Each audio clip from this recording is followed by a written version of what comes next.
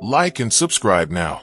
This incredible true story of humiliation, grace, and redemption will move you to tears. What Andy Williams did after being publicly shamed changed an entire city. Don't miss this. A story about grace under pressure and the power of choosing kindness after being hurt. Las Vegas, 1961. The most glamorous entertainment destination in America. A place where dreams were made and legends were born. Frank Sinatra was at the height of his power. He was the voice. He was untouchable. He could do anything he wanted, and people would accept it. One evening, Sinatra publicly shamed Andy Williams in front of hundreds of people. The humiliation was complete. The embarrassment was devastating. But what Andy Williams did next wasn't revenge. It wasn't anger. It was something so unexpected, so powerful, that it moved an entire city to tears. This is a story about what it means to respond to cruelty with grace, and how one man's dignity in the face of shame became his greatest moment. When power met vulnerability.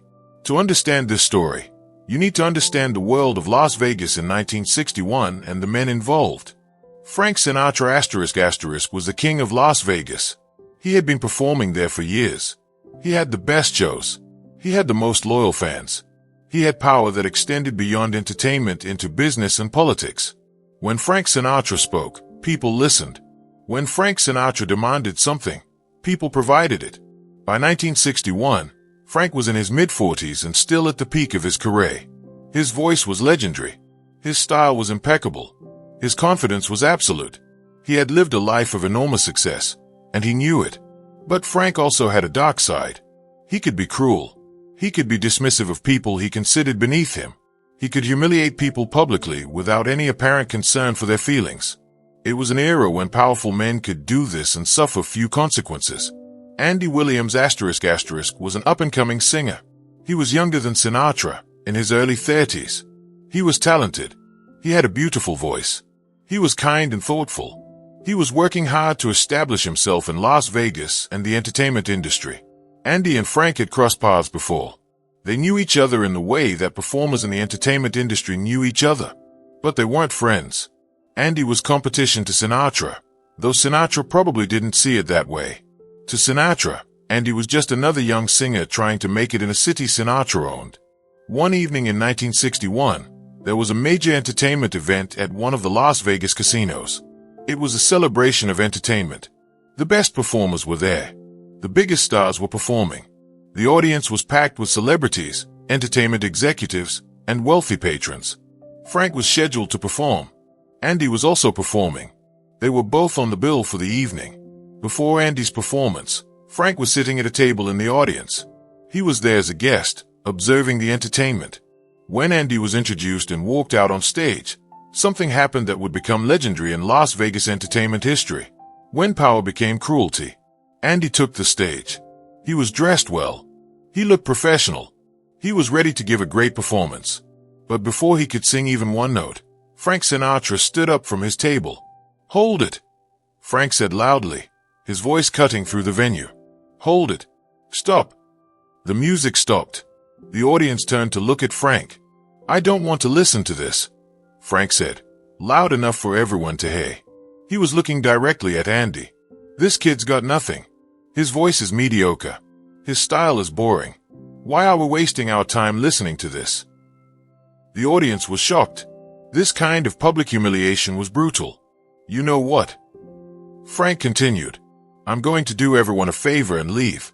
I can't sit through this. This is an insult to real entertainment." Frank stood up and walked out of the venue.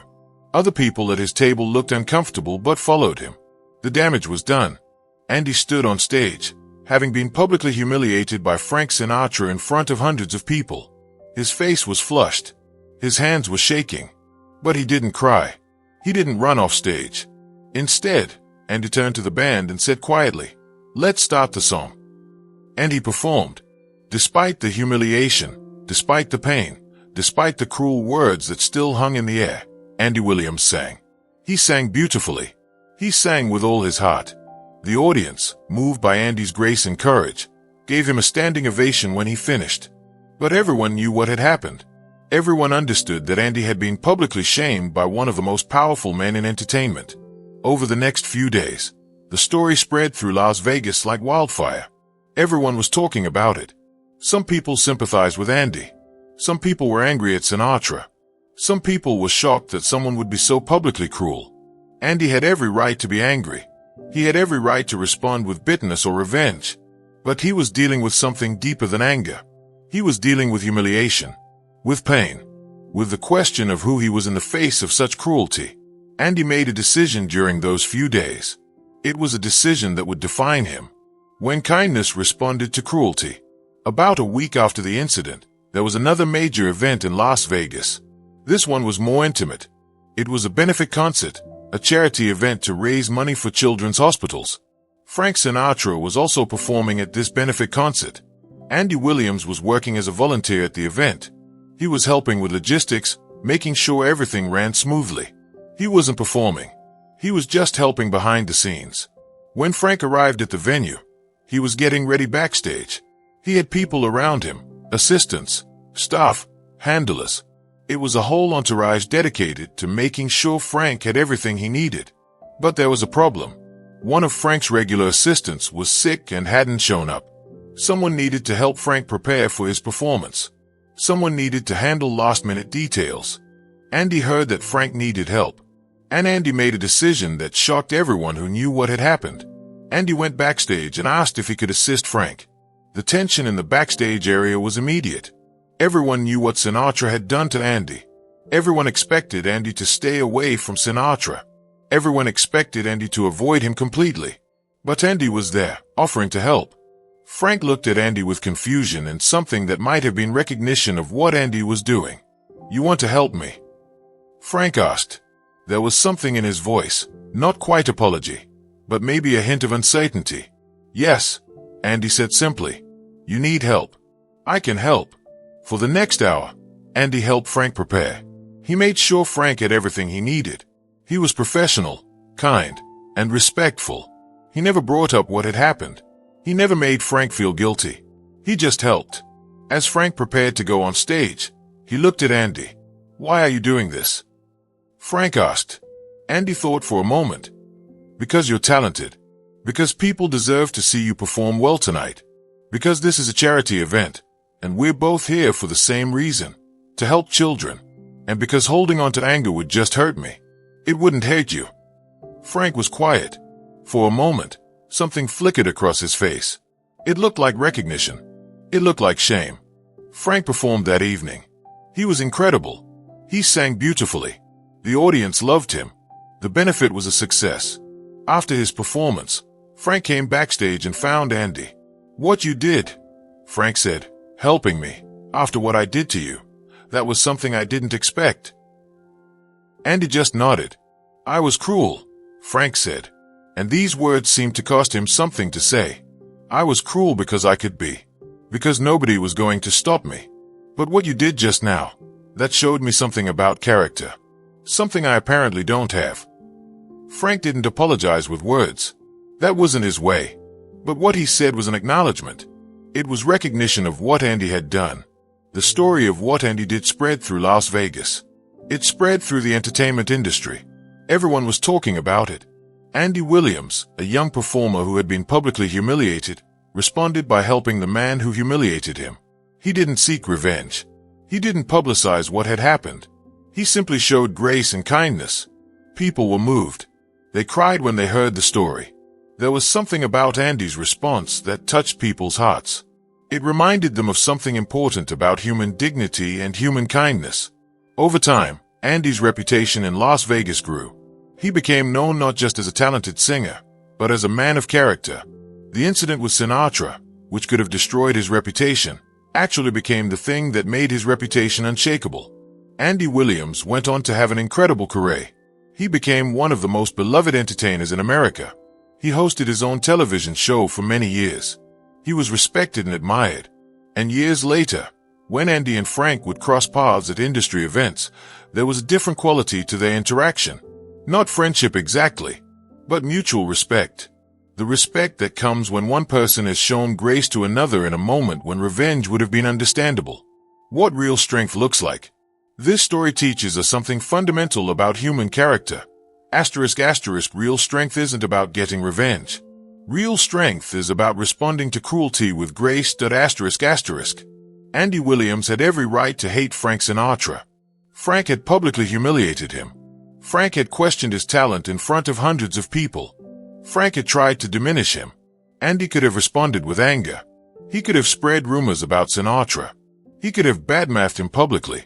He could have sought revenge in any number of ways. But he didn't.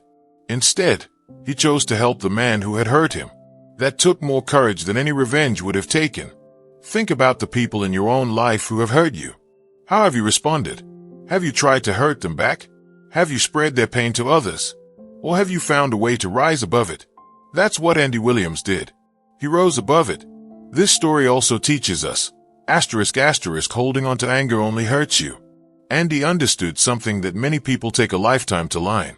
Holding on to anger, holding on to bitterness, holding on to a desire for revenge doesn't hurt the other person. It only hurts you. When Andy chose to help Frank, he freed himself from the burden of anger. He freed himself from the weight of humiliation. He chose his own peace over Frank's pain. There's also a lesson about the power of unexpected kindness. When you show kindness to someone who has hurt you, it is power that nothing else can have. Frank was expecting Andy to be angry. Frank was expecting Andy to avoid him or be hostile. But instead, Andy showed kindness. That unexpected kindness had a profound impact on Frank. It made him recognize his own cruelty in a way that nothing else could have. When we respond to cruelty with kindness, it breaks the cycle. It interrupts the pattern of hurt leading to more hurt. It creates something different, the possibility of healing. This story also teaches us, character is revealed in how you respond to humiliation, not in whether you experience it. Everyone experiences humiliation sometimes. Everyone gets hurt. Everyone has moments where someone treats them badly. But what you do in response to that humiliation reveals who you really are. Do you become bitter? Do you seek revenge?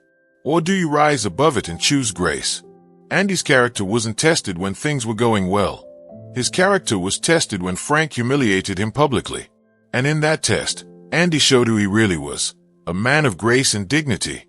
There's also an important lesson about how we treat people who are vulnerable.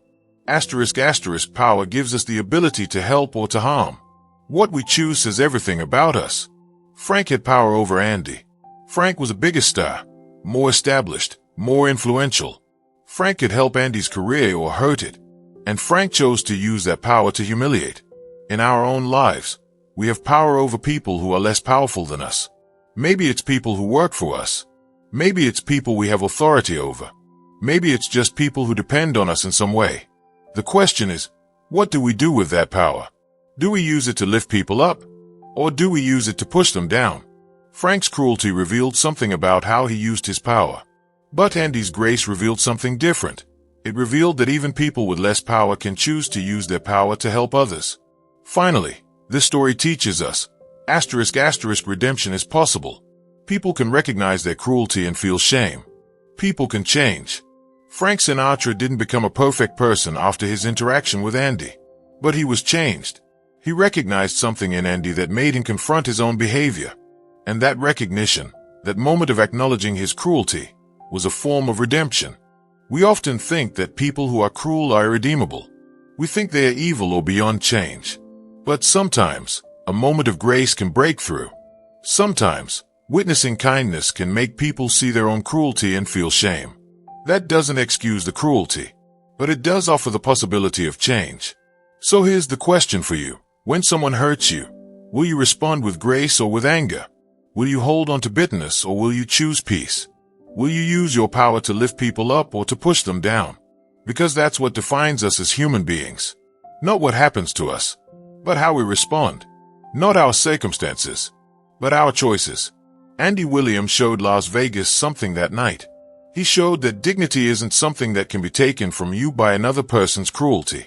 Dignity is something you choose. And you choose it every day by how you treat people, even the people who have hurt you. That's why Las Vegas cried. Not because Andy was a victim, but because Andy was a victor. He had been humiliated, and yet he remained whole. He had been hurt, and yet he remained kind. That's real strength. That's real grace. That's the kind of character that moves people to tears. Like and subscribe.